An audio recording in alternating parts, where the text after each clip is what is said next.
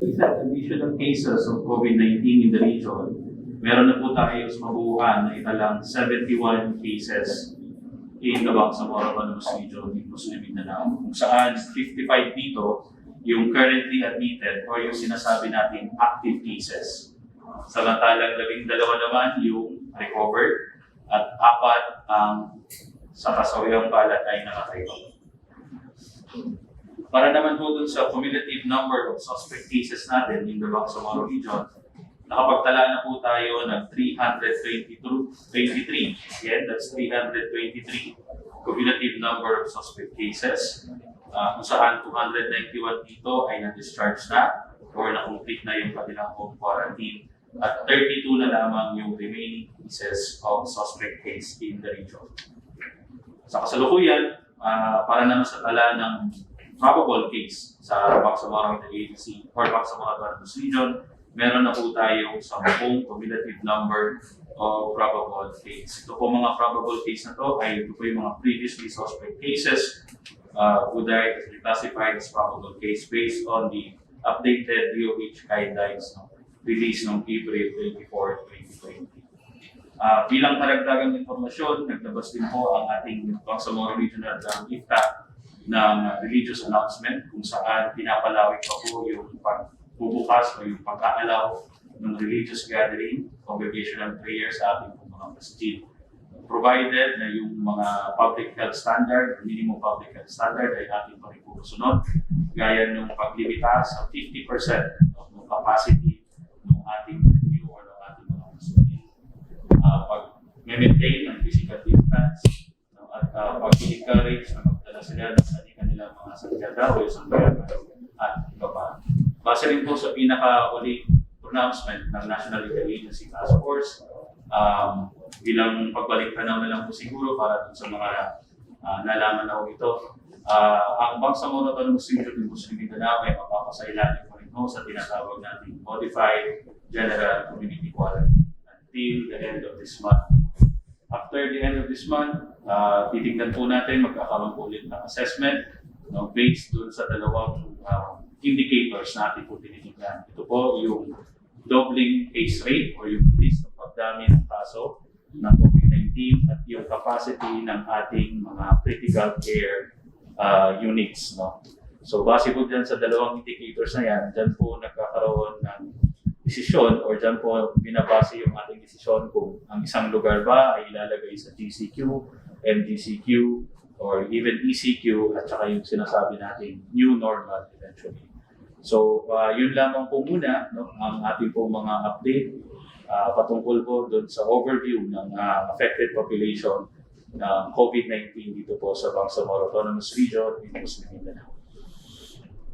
Thank you very much, sir. Pwede na po tayo magsimulang magtanong, pero bago po tayo magsimula, house rules lang po. 2 questions and 1 follow-up question po per journalist or reporter. Please state or mention your name and your entity, news entity before asking questions. Maraming salamat po. So pwede na po. First question, Chin, how tayo of DXMS? Good morning, everyone. Good morning po, Minister. Good morning po, Sir. Lately, the provincial government of Lanao del Sur, through Governor Agyong, nag-request po sila na sana ibalik ng under general community quarantine. Since naglabas na ang Interagency Task Force on COVID-19 National, sa magitan ni Secretary Puke and Secretary Roque, na kung saan ay MGCQ, yung hindi na-mention ng mga lugar. Ito ba ay nag-grant pa yung request nila since when I interviewed Minister Sinarimbo, nag-request daw po sila but pinag-aaralan pa. Kasi since sinasabi ng provincial government ng Lanao del Sur, correct me if I'm wrong, na kung saan ay tumataas yung COVID cases because of the Balik Provincial Program, and then may mga locally stranded individuals na bumabalik and returning OFWs or ROF sa province.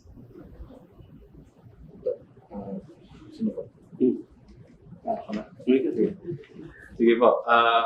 Himay-himayin natin yung katanungan ni Ms. Chinchin. Una, totoo po na nagkaroon ho ng request yung probinsya po ng Lanao del Sur na itaas yung level of restriction sa kanila from MGCQ to GCQ. Ito po ay pinarating last week, no? Na nalaman naman ho ito at na take note naman ho ng National Interagency Task Force. Ang deadline po noon that time ng submission, if I'm not mistaken, was Saturday. Yun po yung cut-off for the request. And then, the National IATF, binalangkas po nila ito, pinag-aralan. And then eventually, they come up with the decision in which we can imply na yung request po ng Lanao del Sur ay hindi po na-grant. Such, kasama po sila sa tinasabi nating mapapasailalim sa Modified General Community Quarantine. At yung pagdami ho nung kaso, totoo ho yun na karamihan, if not all, of the new cases ho dito sa Bangsamoro ay pawang mga LSIs at saka ROF. Kung matatandaan po natin, bago po nilunsad yung hatid probinsya, no, kung saan yung mga LSI ay hinahatid sa kanilang mga hometowns. Ang last na tala natin ay nasa 12. Tama ba? Nasa 12 cases tayo and for 3 weeks, walang panibagong kaso. And then nga, nagkaroon na tayo ng mga LSIs, ROFs dahil doon sa hatid probinsya program. Magkaiba pa yun doon sa balik probinsya program. No? So yun po yung isa sa mga dahilan or pinakadahilan kung bakit po mapapansin natin recently ay dumami yung kaso ng COVID-19 dito po sa ating rehiyon. Balikan ko lang po yung balik probinsya at saka hatid probinsya. Yung balik probinsya program, ito po ay isang comprehensive program ng national government kung saan hindi lamang po ito nakatuon doon sa pagpapauwi ng mga individual na nasa Manila or somewhere else na gusto na pong umuwi sa kanilang mga probinsya. Dahil kasama po doon sa balik probinsya program ay yung pagkakaroon ng livelihood opportunity, no? Pagkakaroon ng enough assistance mula doon sa local or host LGU para ho makapagsimula ulit, no? Yung buhay ng mga mamamayan na uuwi. Yun naman pong hatid probinsya program, ito naman po yung nangyayari ngayon. Yung kung saan yung mga ROFs, yung locally stranded individuals, to be more specific, ay pinapauwi po, no? Sa ating pong mga respective or kani-kanila pong mga tahanan or kani-kanila pong mga pamayanan. Pero gaya po ng nababanggit madalas ng ating pong Ministry of Health, ito naman po ay may sinusunod na mga protocol, no? Na kung saan sinisiguro natin na wala pong community exposure doon sa pag-process, no? Yung pagpapauwi sa ito pong ating mga LSIs at ito pong mga ROFs. Follow up lang, no? Kasi we understand na bago dumating dito ang mga LSI, we are not blaming LSI or ROF kasi yung rights nila yun na bumalik, no? Pero may mga medical certifications silang pinapakita. But then, siguro mga last month, I interviewed Dr. Elizabeth Samama, IPH Humanitarian Chief, and she admitted talagang may medical certificate, but it was not, honest naman, yung LGU na pinanggalingan nila, na sinasabi doon na there was no ginawang rapid test or quarantine, no? Kasi medical certification is not, hindi na naman talaga, and Minister Dipatuan knew that, no? Kasi kayo may authority.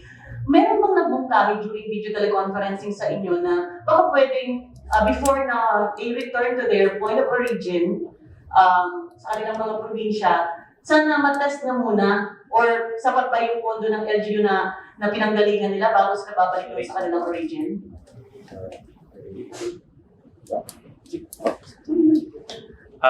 In fact, we took note of those challenges. No? Prior to that, kung matatandaan natin yung nagkaroon po tayo ng sweeper flight, no, na binayaran po ng Bangsamoro Autonomous Government. 158 noon yung napauwi natin. Shortly after that, mas nakita natin po yung mga nagiging challenges. No? And in fact, in the last week, kung ako nagkakamali, na regular meeting ng National Task Force kung saan tayo po ay umuupo din, represented by Attorney Najib Sinarimbo, ating pong minungkahi na baka po pwedeng balikan, no, yung implementation ng ating mga LSIs, yung pagpapawi ng LSIs, precisely to check or to see the feasibility of having them subjected to PCR test bago po sila pauwiin. Unlike po kasi dun sa ROFs natin, yung mga OFWs, bago po sila pinapauwi, ay sila po ay napi-PCR test. No? Yung LSIs, tama ko kayo doon sa observation nyo, Ms. Inching, medical certificate yung binibigay ng mga LGUs saying na hindi sila a suspect case, na hindi sila confirmed case, or not even a probable case of COVID-19. But as we know, hindi nga siya enough, no, to really assure that someone or that person is negative of COVID-19. Dahil nga karamihan din ng mga nag-positive sa atin na LSIs ngayon ay I believe mga symptomatic, no, doc. So yun po yung mga challenges na atin naman po pinarating na sa National Interagency Task Force, and we hope that they will consider this, and we will be able to come up with a more stringent approach and a more safe perhaps na approach in having the LSIs return to their respective hometowns. Kasi we are duty bound and morally bound to accept them. Yun lang yung process lang yung ating mas tinitingnan. Last question lang sa akin, kay Minister Saffrullah, Dipatuan. Minister, kasi na-mention mo na yung kapihan natin sa BARMM na naglaan kayo ng pondo, no, in every province na qualified na magkaroon ng facility. Maybe no clarification, is it isolation facility or is it COVID testing facility? And when will be erected, when will be constructed o mag-start yung facility na yun? Actually,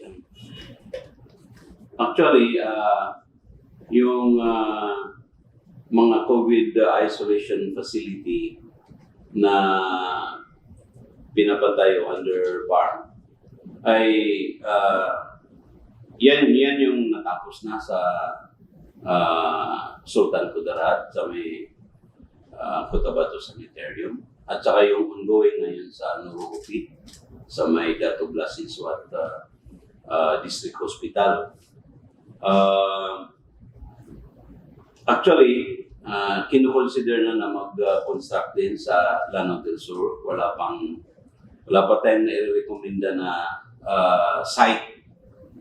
Ang ginagamit pa lang ay yung dating kinonstruct ng provincial local government ng Lanao del Sur. And even in the island provinces, balak pa rin ng BARMM na talagang maglagay ng COVID isolation facility doon, na BARMM ang mag-shoulder noon. So ngayon, yan pa lang naman ang nasa pipeline, kasi talagang na alam natin na marami pang hindi umuwi. Siguro in connection dun sa mga taga Lanao del Sur, kasi by siguro ang isa ito na indication na mas marami talaga yung na-displace from Lanao del Sur, especially because of the Marawi seeds, no? Yun ang pinaka-latest na massive displacement. So nagkakataon din siguro na yung mga taga Lanao del Sur na umuwi ay doon sila nagagaling sa mga high-risk areas talaga. Kaya mas marami ngayon ang kaso ng confirmed cases ng COVID sa Lanao del Sur kaysa sa mga ibang provinces ng BARMM.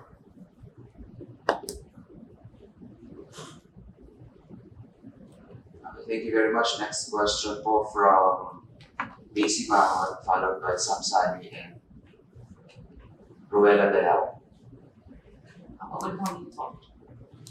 Ang tanong ko lang po ay, ito, natitest ba yung lahat ng mga nakaschedule na mga LSIs, ROFs na dumarating talaga sa atin dito? Natitest ba sila prior, dun sa origin nila sa pinagmulan? Well, before sila inilipat pa ulit ng BARMM. And then pagdating ba dito, ay doon negative, tapos pagbalik ito, pag ano naman tayo sa kanila, nag-positive. May mga instances po ba na gano'n? Actually, merong mga instances na ganun, no? Kasi, in fact, this is the reason why hanggang ngayon, kami po sa Ministry of Health, hindi namin ini-endorse yung paggamit ng rapid antibody testing. And that is also adopted by the BARMM government na hindi in-endorso ng IATF ng BARMM yung rapid antibody testing kasi nakita naman natin doon sa 16 students coming from Cebu na talagang hindi pa umabot ng 50% yung reliability ng rapid antibody testing na yan. So kahit na mga indication yung halimbawa tinis ng rapid doon sa pinanggalingan nila tapos negative tapos pag-test dito positive. So that is another indication na talagang itong rapid antibody testing ay hindi siya accurate yung result niya. Kasi meron ding kinalaman diyan yung manufacturer ng testing kits na yan. Unlike yung sa PCR ay talagang dahil tinitest directly yung presence ng virus, pag nag-positive, positive talaga. Pag nag-negative, ay negative talaga. So more or less, that is the reason why yan ang gold standard hanggang ngayon. Ano po, may mga LSIs po tayo na marami na ang halos lahat ng LSIs pinoproblema talaga. Although ayaw nila, pero they have, sumunod dahil putos yan. Pasaway po, pinoproblema ng anak LG, may tumatakas. Paano natin ito? Ano po yung mga preemptive measures natin? Kasi po, yung isa na tumakas ata, hindi pa siya na-test, tapos tumakas na sa facility. So, halimbawa, hindi natin sure kung positive siya or negative, tapos bumada na siya, tumakas nga, tinutasan yung families. So, paano natin ito maiiwasan? May mga ginagawa ba? Actually, hindi lang yung may tumatakas, no? Meron ding nakakauwi na nagbailan na bigla lang sumulpot doon sa munisipyo or barangay nila kasi ayaw nilang dumaan sa isolation kasi yun ang kinatatakutan nila, maku-quarantine sila doon. So ngayon, actually, sinasabihan natin yung mga local government unit na talagang sila ang responsable doon. Sila ang makakaalam kasi kailangan nilang i-alert yung kanilang mga barangay chairman sa kanilang komunidad na they have to be vigilant and watchful. Na pag mayroong na-report na gano'n na tumakas doon sa isang barangay or biglang sumulpot na pamilya na galing sa Maynila, for example, na pumunta doon sa barangay, may report ka agad para kung ayaw sumunod sa protocol, kung kinakailangan gamitin yung pulis, ay gagamitin yung pulis kasi sila yung may kakayahan na gawin yun. Kasi hindi pwedeng yung mga health frontliners natin ang gamitin kasi hinaharas nga yung ating mga health frontliners kasi issue ididimanda nila, bakit daw sila pupuntahan at sinususpect na wala naman silang COVID, yun ang claim nila. So, ganyan ang kwan. So, nasa ano na po yan? Actually, hindi kaya ito ng isang kwan, ministry. Kailangan magtulong-tulong dito ang MOH, lalo na ang Ministry of Interior and Local Government, at yung ating mga kapulisan o kasundaluhan. Kailangan tulong-tulong. Pwede po for the record, nakailang chartered flights na po tayo at ilan pa yung inaasahan natin at ilan na lahat ang kabuuang bilang ng LSF, LSIs at ROFs na naiuwi na for the record po. For the chartered flights o yung sweeper flights, marami na po yung dumating. Pero kung ang tanong ay yung si Bangsamoro government mismo nag-buy, isa pa lang po. Yung dumating kamakailan, carrying 158 LSIs through AirAsia. As for the number of the LSIs, yan din po yung hinihingi namin sa kasalukuyan para kung maging prepared tayo dun sa pagdating nila.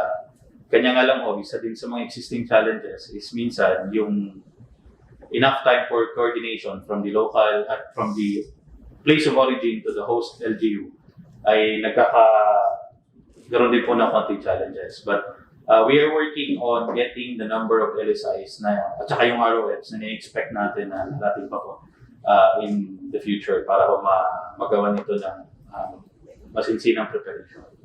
And then, ang dami mo cancel na nawala ng trabaho dahil sa coronavirus pandemic. Mayroon ba tayo na data talaga kung ilan yung mga magagawa talaga dito sa BARMM na nawala ng trabaho at sila ba talaga ay naka-benefits doon sa mga program ng ating gobyerno? Kasi parang wala pero sa ibang region parang active yung mga nila when it comes to sa mga nawala ng trabaho. Yung sa affected workers natin, hindi ko lang po matandaan yung exact number pero yung Ministry of Labor and Employment po natin, meron po silang tala ng mga affected na mga magagawa. Base na rin po doon sa number of applications na nakuha para po doon sa assistance magmumula po sana sa DOLE national. We will defer or we will refer the question po to the exact number nung mga manggagawang na apektuhan sa ating po Ministry of Labor. And we will ask the Public Information Office to relate sa inyo po yung number na yun. Thank you very much. Next question, Sam Sally. Good morning. Ang tanong ko po tungkol sa isolation facility na ipinagtatayo ng BARMM. Hanggang saan yung responsibility natin dito sa isolation facility na ito? Pagka natayo na ba yan, okay na tayo? What about yung mga what about the manpower? Sino ang magpo-produce doon? Actually, binigyan tayo ng Department of Health na mag-hire ng new human resource health workers na sa kanila manggagaling yung sweldo. Actually, may mga doctors, may mga nurses, may mga physical therapists, may mga radtech. So, iba't ibang yung mga kinakailangan. Meron ding mga administrative positions na kailangan doon. So, for 3 months na i-handle yung sila yung mag-handle doon sa mga community isolation facility ay DOH na yung magpapasweldo sa kanila. Actually, ang ginawa namin ay diniretso na namin doon sa mga provincial health offices para hindi na dadaan sana dito sa atin para diretso na doon sa mga provincial health offices o kaya kung may mga ma-assign sa mga hospitals, no? Para diretsahan na kasi po problemahin pa natin, matatagalan pa yung after all, this is only good for 3 months. Hoping na by 3 months na-address na itong situation na ito. But we believe na in case na nakita pa rin ng national government na kailangan pang mag-extend, ay siguro naman i-extend pa rin nila ito as depende sa pangangailangan. Bilang karagdagan lang sa sagot po na kasama. After the turnover ng isolation facility, marami kasing kailangan para mapatakbo talaga yun. Di ba doon sa manpower, yung operating cost. Doon, tulong-tulong po yung ating hospital, yung sanitaryo. May binibigay din pong continuing assistance yung Office of the Chief Minister at yung ating po Ministry of Health. Sa OCM po, nagkaroon na po kami ng agreement at may approval na rin na yung pagkain, for example, ng mga ilalagay doon sa isolation building, siyempre papakainin natin yan at least 3 times a day. So imagine mo, kunyari na puno yung 100, no? Yung cost nun, hindi kakayanin ng MOE ng hospital. So OCM po yung magbabayad nun through our project tabang. So yung mga ganong klaseng partnership at ganong klaseng assistance after the turnover ay atin po yung ginagawa to make sure na wala na pong problemahin yung ating pong mga pasyente at yung mga tao po nagpapatakbo ng ating pong isolation buildings. Natanong ko po yan kasi may instance na mayroong galing sa Maguindanao Provincial Hospital, tumakas yata doon, umuwi ng Sultan Kudarat. Ngayon, nung ma-discover ng LGU, Local Government Unit, pinakuha yung tao, pinindor sa sanitarium isolation. Pero sabi ko ng sanitarium, hindi namin siya pwedeng tanggapin kasi wala pa kaming personnel na magpapantay sa kanya sa ngayon. Kasi wala pa nga daw kung manpower yung isolation center doon sa sanitarium, sa Sultan Kudarat Municipality. So, pagka gano'n, parang nakatakot, baka biglang tumakas na naman yung tao, makahawa pa.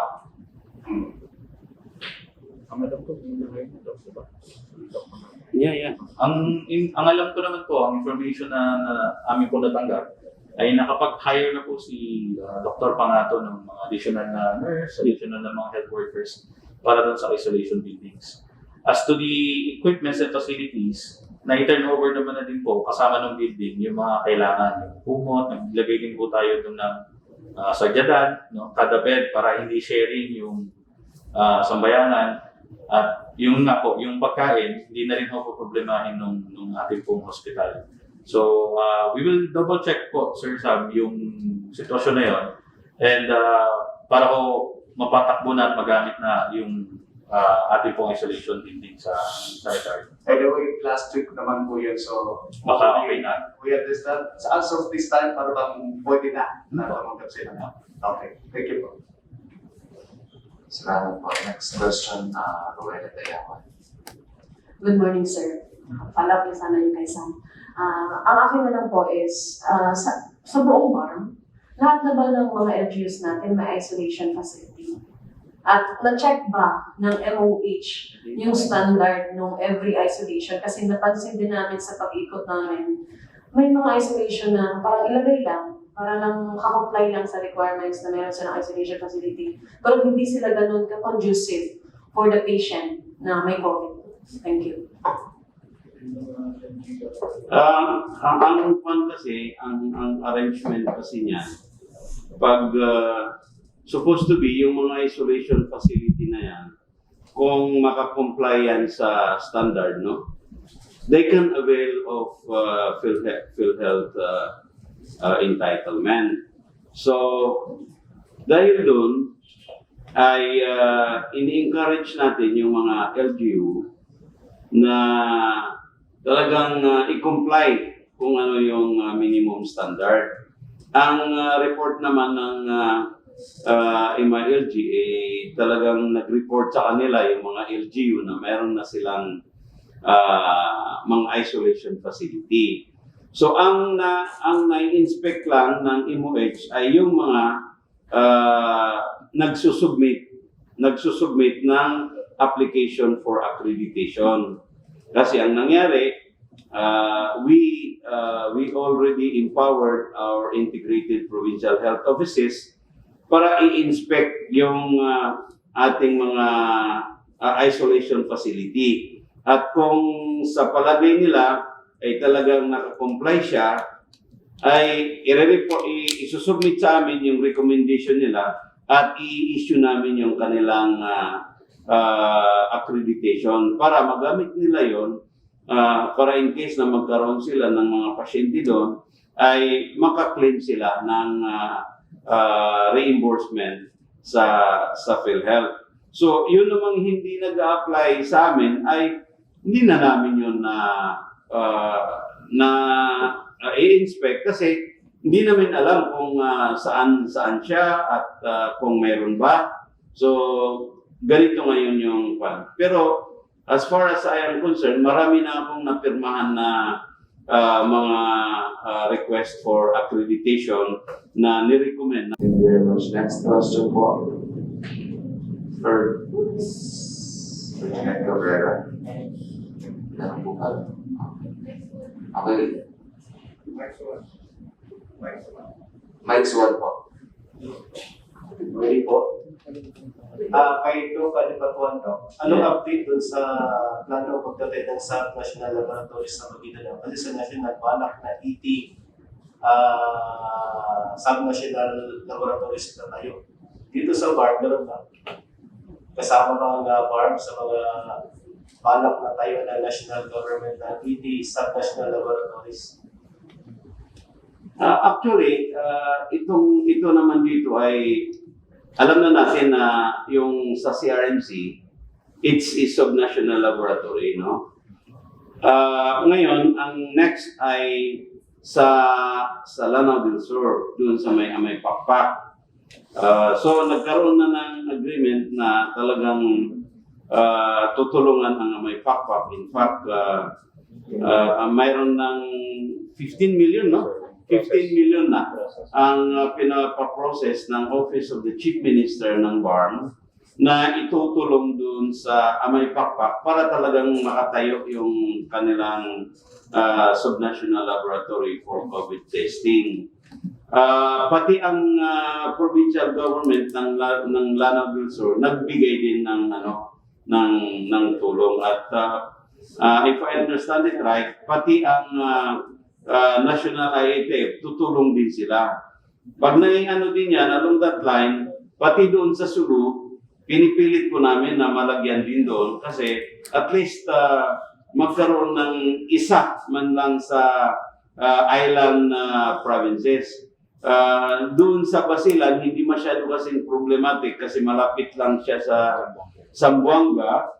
At tatlo ang testing centers doon sa Zamboanga. And the reason why naging tatlo ay yung National IATF, sinabi nila na talagang intentionally ginawa nilang ng tatlo para yung isang subnational laboratory doon, they can cater for the island provinces. So, but in spite of that, we're still, we are also pushing na talagang magkaroon doon sa, at least sa Sulu Provincial Hospital. Dok, yung pagbuang kaso ng COVID sa BARMM, ilan lahat, Dok, at ilan yung active na case?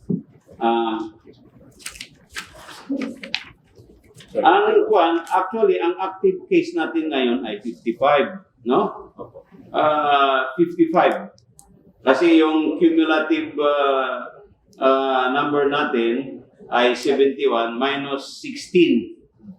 Apat yung namatay at mayroong 12 na naka-recover. So 55 ngayon ang binabantayan natin. Ang distribution ng 55 na ito, 3 sa Basilan, 46 sa Lanao del Sur, 3 doon sa 46 ay new cases, no? Mga LSI. 3 din dito sa Maguindanao at hindi naman ito mga LSI itong sa Maguindanao. Mga OFW. 2 yung galing Kuwait, 1 yung galing Qatar. So lahat sila nag-positive. Tapos 2 yung sa Sulu. Alam natin yon. Tapos yung sa Tawi-Tawi, magandang balita na hanggang ngayon ay wala pa rin silang nai-report na pan. So 0 ang Tawi-Tawi. So in fact, I already extended my congratulations to our provincial health officer in Tawi-Tawi. Sabi ko, ngayon ikaw lang ang nakatayong walang naiuulat na confirmed COVID case. Pero pag nagkatapos yung patay kayo. Next question, Chairman. Assalamualaikum warahmatullahi wabarakatuh. Para kay MOH, Minister. Sir, klaruin lang mo namin sapagkat ang ibang mga kasama namin nalilito saan tayo doon sa 71, 73 o 75 yung COVID victims sa buong BARMM. At patuloy itong pagloko ng mga biktima ng COVID-19. Kamusta yun hong budget ng MOH-BARMM? Okay pa ba? Hindi pa ba kinakapos, sir? Dipatuan, sir? Yung unang tanong, no, ay doon tayo sa 71 kasi yun yung kasi yung report, this is based on the report na nare-receive ng ating Regional Epidemiology and Surveillance Unit. Binavalidate nila kasi hindi porke na-report ay tinatanggap na nila kagad. So binavalidate nila kung talagang accurate ba yung one. So pag na-validate na nila, saka pa nila i-report. So kung mayroong mga ibang report dyan na taliwas dito sa 71, dito pa rin tayo sa 71 kasi ito yung validated na report ng ating RISU. So yan ang regarding sa number. Regarding naman sa budget ay actually hindi pa rin tayo kinakapos. Actually. Kung kapusin man ang MOH-BARMM ay makakatakbo pa rin tayo sa Office of the Chief Minister para tulungan tayo na hindi kapusin yung kasi sa totoo lang malaki-laki pa rin yung pondo ng Chief Minister in terms of contingent fund na pwede natin matakbuhan na bigyan nyo kami dyan. Pero hindi pa kami tumatakbo sa office ng Chief Minister kasi malaki pa rin yung available na funding namin. How about, Doc, doon sa binibigay nyo na tulong doon sa mga hospitals, katulad ng pagbibigay nyo ng tag 2 million, tuloy-tuloy pa rin mo ba yun? Actually, nakapagbigay ka na kami nung previously. Tapos, just last week, meron kaming dinownload na take to 2 million para sa mga Salimang Integrated Provincial Health Offices. Nag-download din kami ng tig 500,000 sa dalawang City Health Office under BARMM, Marawi City and Lamitan. Nag-download din kami ng tig 500,000 pesos para sa 25 hospitals under BARMM. So,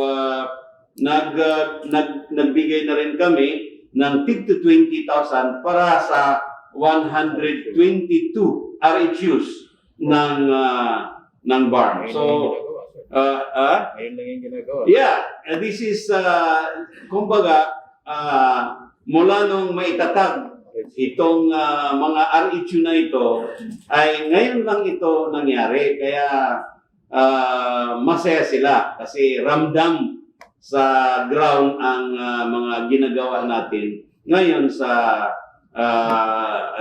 sa mga lalo na itong tulong natin sa kanila para sa COVID. Tapos for the first time din, actually yung mga barangay health workers, hindi sa amin yun, hindi under sa amin kung hindi sa mga LGU. Hindi namin sila masweldohan kasi hindi naman sila under sa amin. But we found a way to give them incentive allowance, tig 1,000 for every one barangay health volunteers. So masayang-masaya sila at all over BARMM ito, hindi lang Lanao del Sur or Maguindanao, kung hindi lahat po ng provinces ng BARMM. Thank you very much. Next question, Dennis Arco. Good morning, I'm Dennis Palasan ng DXMY. For the past almost 3 months this time, pag-fight po against COVID-19, kumustahin ko rin po yung mga frontliners sa BARMM and then yung mga health workers. Meron bang 1% na as of this time, kumusta po sila na? As of this time, ang masasabi lang natin ay wala naman tayong na-receive na report na mayroong nagkasakit sa ating mga health frontliners, no? At alam ko pagod sila kasi sino ba yung hindi mapapagod, no? Lalo na, for example, nai-report sa akin na noong dumating yung isang sweeper flight na ang nagbayad doon ay provincial government ng Lanao del Sur, ay hanggang 3 a.m. pinoproseso nila yung lahat ng mga dumating na mga kababayan natin, mga kapatid natin. So, imagine, ganun katagal yung masusing pagproseso doon. Kasi hindi pwedeng basta-basta lang palagpasin yung mga kababayan natin, although nagrereklamo sila, bakit natatagalan sila doon. Kasi baka mamaya, mayroon tayong mapauwi doon sa mga munisipyo na yun pala ay positive, lalo tayong magkakaroon ng malaking problema. But alam ko na pagod sila, but yung fighting spirit pa rin nila, nandoon pa rin. Pwede bang umilit bukod sa COVID-19, sir, yung concern sa tech sa market of the data this time? Okay, in terms of the other health services, no? Kasi nag-issue tayo noon ng memorandum na dapat, although nagre-respond tayo ng COVID-19 pandemic, ay hindi dapat maputol yung mga ibang programa ng MOH kasi baka naman mawala itong pandemic, ay iba naman yung magiging problema natin. Magkaroon ng outbreak ng measles, magkaroon ng outbreak ng dengue. So, ang masayang balita na naiulat natin ay, kumbaga, kung i-compare mo yung past year, dito sa year ngayon, ay in terms of the number of measles and the number of dengue cases na dito sa BARMM ay di hamak na mababa ngayon. In fact, nagbibiro nga ako, hindi ko alam kung yung dengue mosquito or yung measles ay natakot dun sa COVID, kaya na mababa yung Baka na COVID. So, talagang meron tayong, hindi ko lang napaghandaan yan, pero previously, meron akong daladalang data na magpapatunay na for the same period last year, ay mas mababa ngayon ang number of cases na nai-report sa atin. Thank you. Thank you very much. Next question, Joe Pinopalaw. Good morning. Isang question lang po ang nais ko i-address kay MOH Minister Dr. Saffrullah Dipatuan. Dahil kamagalan po ay during sa inyo po sa isang interview po sa inyo, nabanggit po ninyo na pag-iimbestigahan ninyo yung kaso ng tatlong magkakapatid sa Sheriff Agua. Kumusta na po? Ano na po ang update? Ano na po ang development dito, Minister, sir? Actually, nakapagsalita na tayo dito regarding that, no? Kasi pinaimbestigahan natin talaga. At ang na-found out natin ay doon nagkaroon ng problema sa protocol na galing sa national. Kasi ang nasa protocol, pagdating ng mga locally stranded individuals, ay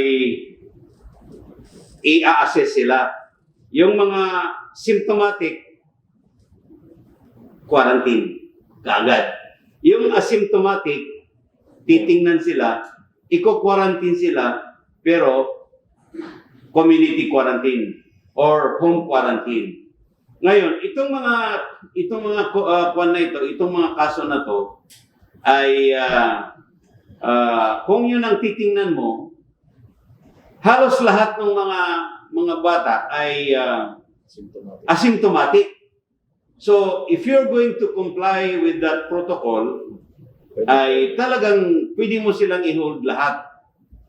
Pero, meron lang isa na nakalabas kasi asymptomatic naman at nag-negative din doon sa rapid Yun ang dalawa nilang pinanghawakan. Asymptomatic siya, negative, at doon lang nakatira sa malapit sa hospital. Kaya nakalabas. Yung iba ay hindi na nakalabas. So, kaya nakahawa siya ng kwan. So, kung titingnan mo, ay walang nalabag na guideline yung nurse na nagpalabas sa kanila. Pero ang nakalimutan lang doon ay dapat chinek yung bahay. Kasi baka mamaya yung bahay nag-assure yung magulang na talagang i-quarantine nila, kung yung bahay napakaliit at wala silang separate na room. Yun ang doon hindi malinaw. So, ito ngayon, itong nangyari sa Maguindanao with regards to the 16 students, it's a learning experience for us. Na dapat pala, unnecessarily na hindi dahil nandoon sa protocol na binigay sa atin ng national government, ay agree na kaagad tayo. Talagang kailangan natin i-tweak dito sa context natin sa Bangsamoro. Titingnan natin yung ano. So kaya ngayon, medyo talagang naging stricto yung pagpapatupad natin ng mga ganyan. So ganun po ang naging situation doon. Alright, maraming salamat po. Next question, Ana Costa.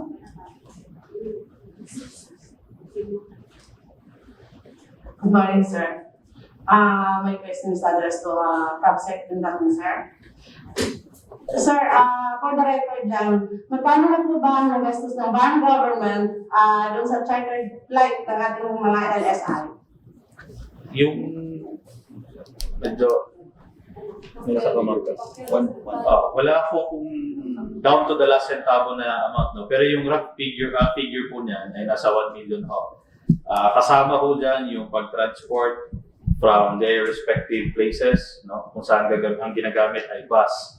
Kasama yung aeroplano itself, no? So, in general, kung mag-sweeper flight po tayo, ang costing po na nakakain yan sa ating budget ay nasa kulang-kulang 1 million.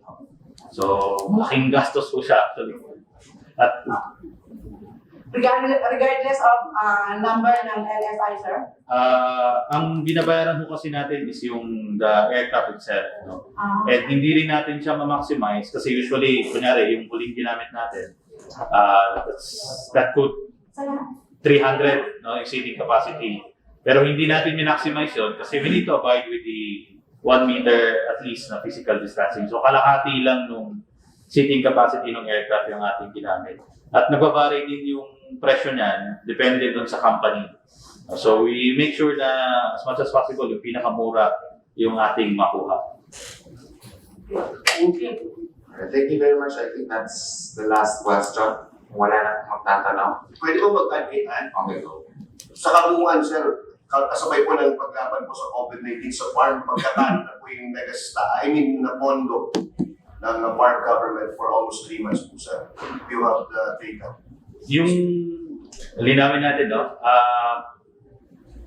Yung pondong pwedeng gamitin, no, for COVID-related na cases or COVID-related responses and programs, as of April 30, nakapaglaan po tayo ng 1.9 billion. So ito po yung total funds, no? Kasama po dyan yung quick response fund, kasama po dyan yung regular funds ng different ministries, gaya ng MING, NSSD, OCM, at MOH. Pero hindi po ibig sabihin nito na itong 1.9 billion ay nagastos na po lahat. Dahil yung iba po dyan, ongoing pa po. No? And we are currently getting yung disbursement, no, nung different ministries patungkol doon sa pondo na yan. Pero again, linawin po natin, meron po tayong pwedeng gamitin, no, na 1.9 billion for our COVID-related responses and activities. Yung anti-polio vaccination, tuloy po ba? Tuloy pa rin yan. In fact, we will be resuming this coming July. Anong date po sa July? Today, exam. Hindi ko lang na but around middle of July. Okay. Thank you. Last na clarification, Doc. Binabanggit po ng IPH yung Maguindanao, 4 po yung new cases ng COVID, pero binabanggit po ngayon 3. So 3 po.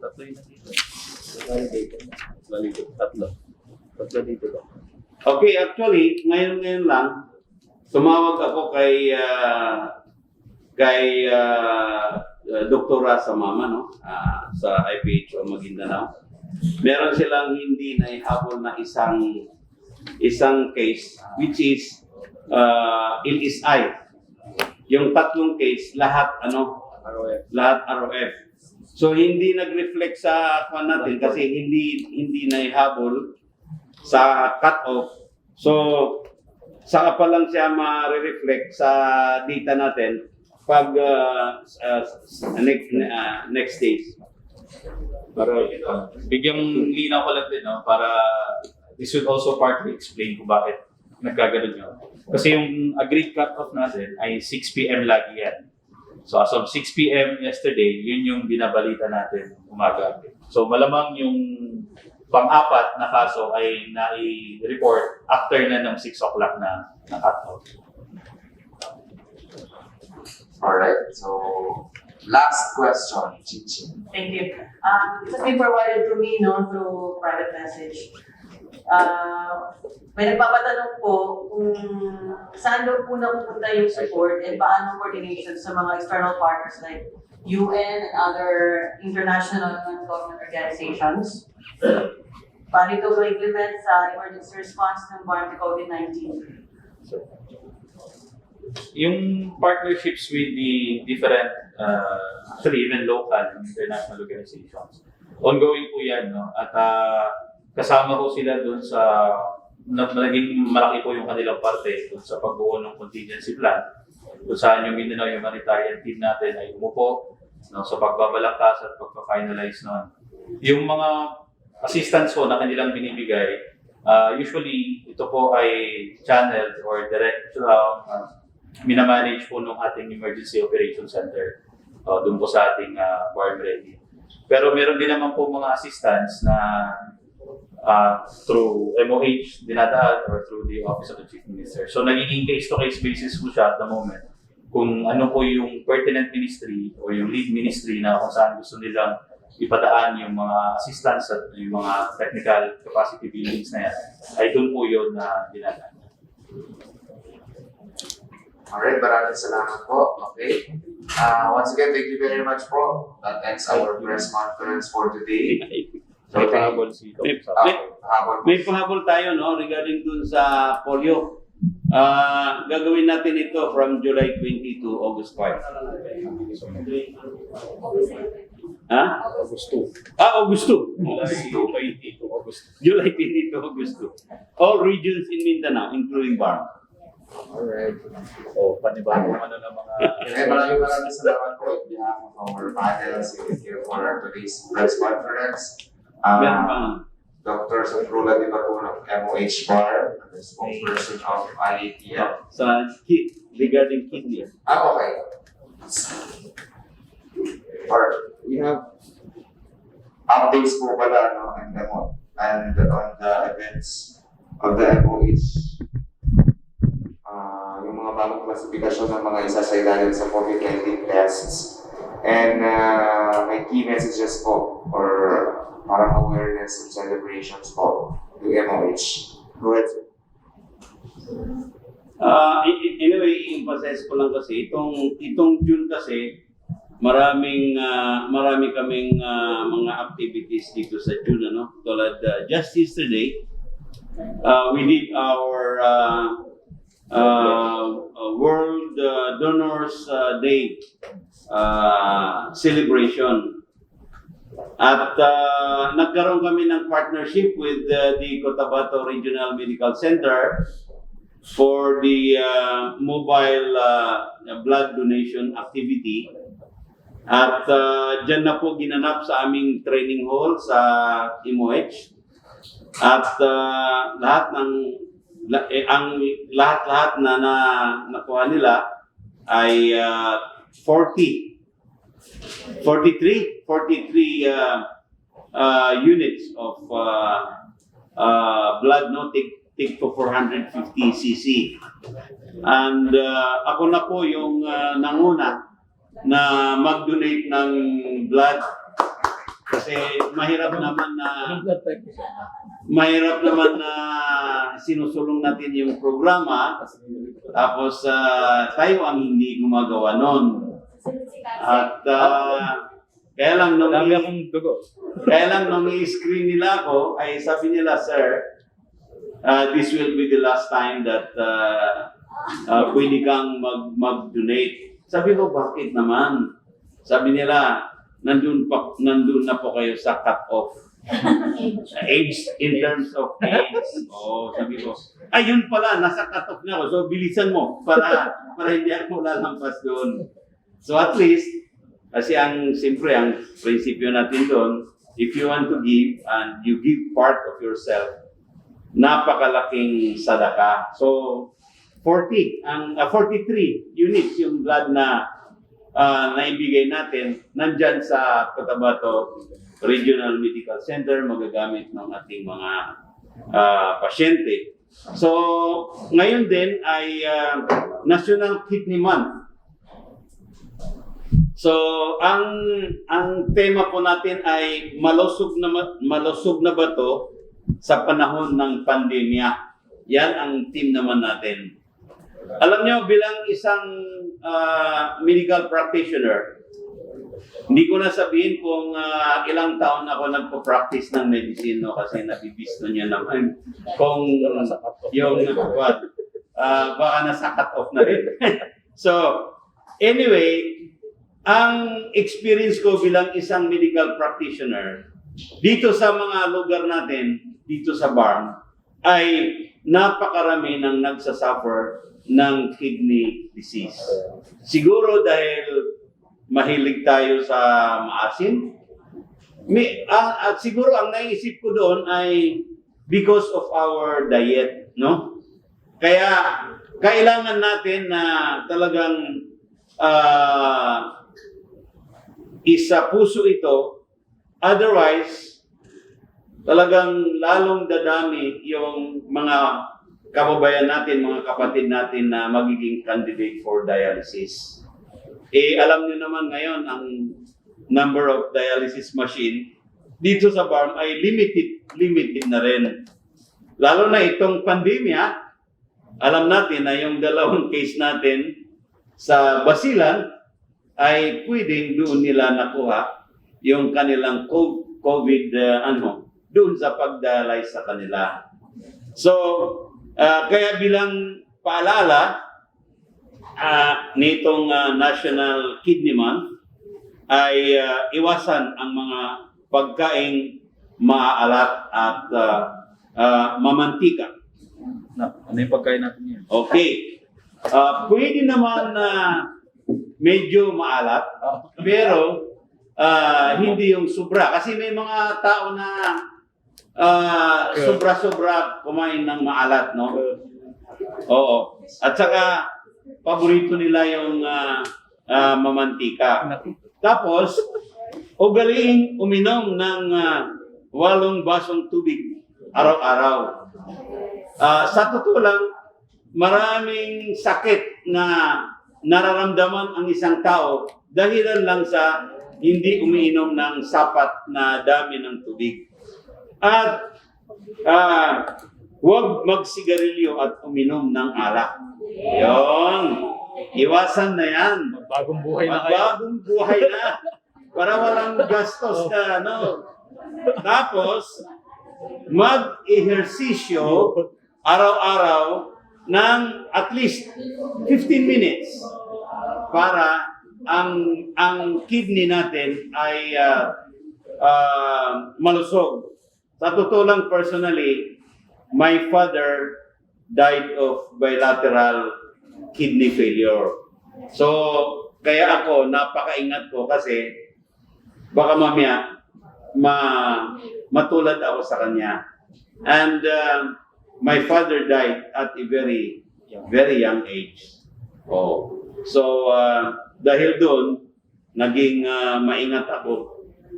Kaya siguro hanggang ngayon, malusog pa rin ang aking kidney. So, yan na lang po.